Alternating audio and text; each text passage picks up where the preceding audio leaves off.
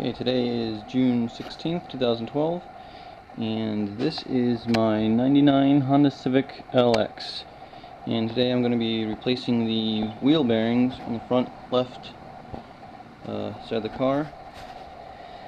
You will need a few things. I'll go through that. First, you'll definitely need a jack and some stands. The replacement wheel bearing, of course. This is the old one from the other side of the car. I replaced that one 2 weeks ago.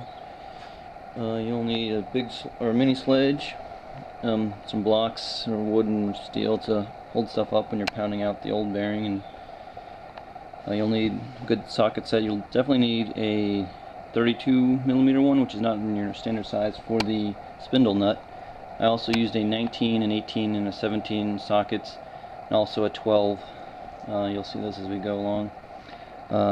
Maybe some penetrating oil, some grease, brake cleaner, because you'll probably end up handling the brake disc and it'll get dirty and you'll want to get the grease off of that.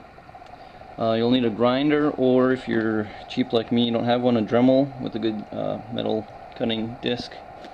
And then, a flat blade screwdriver, some of these, like a chisel or punch set, something like that, when you're tapping on stuff like the snap ring. And then your general, tools that you're going to need for who knows what. Also, you'll definitely need a Phillips head screwdriver, because there's a part that needs that. Also, you'll need a breaker bar, or if you're like me, you went to Lowe's and got a huge 3-foot 1-inch diameter pipe to stick on the end of your socket when you can't quite muscle it out. You also need something like a bungee cord or rope to hang up your brake when it's disconnected. Also, I had to go to my local auto parts store and rent this tool for removing the hub from the spindle. Most people you see online, they'll say, oh, the spindle will just slide right out if it doesn't give it a little tap with your hammer. I could not get mine out for the life of me, so I ended up having to rent this tool. Hopefully you won't have to do that, but if you do, there are tools out there. Oh, you'll also need a torque wrench.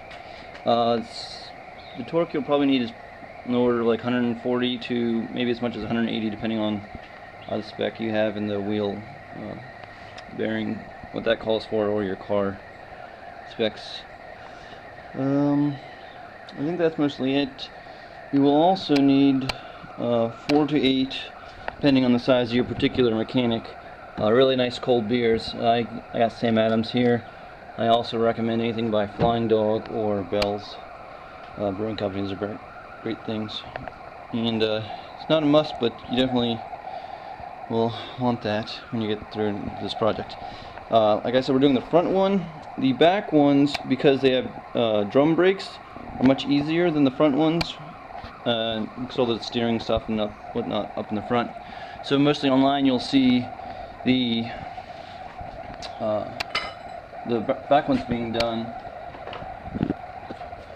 because, like I said, it's so much easier, and people would rather just show you the easy one. So if you look on YouTube, there's a video series, 8 parts or 9 parts or whatever, 8 parts, done by a parkercky, and he does a great job of getting into a lot of the detail, and I could not have done it without him and his videos. So I decided I'll make a second video series and hopefully help out someone who misses some details, tell you what's different with mine and versus his, and what problems I had and he didn't, and etc., etc. So that's the start. I'm going to jack up the car. As you just saw, I was working on the lug nuts. I had loosened them earlier, so now I can take off this wheel. So I have the car, the jack's under there, but it's not lifting up most of the weight. What I'm doing is taking off these lug nuts. I guess I'll just keep going here and show you. I'm going to take off this cover so that I can get to the spindle nut. So what you want to do is obviously loosen the lug nuts, or if the cover covers your spindle nut, take them off so that you can get access to the spindle nut, because you want to loosen it while this car is still on the ground. If you're wondering, that's just a keyed lug nut, and I have the key that I'm going to use to take it off. And this is the spindle nut. Sorry, I'm not watching my screen. This is the spindle nut. As you can see, it's pretty rusted, but there is a little indent on the nut where it was smashed into the little channel, the key, in the spindle itself. That's the spindle, so that this can't rotate. So I'm going to have to pry that out, probably with a flat blade, and then I'm going to loosen this thing while the car is still on the ground, and then I will jack it up and remove the rest of the wheel and get into what some more detail in the next video.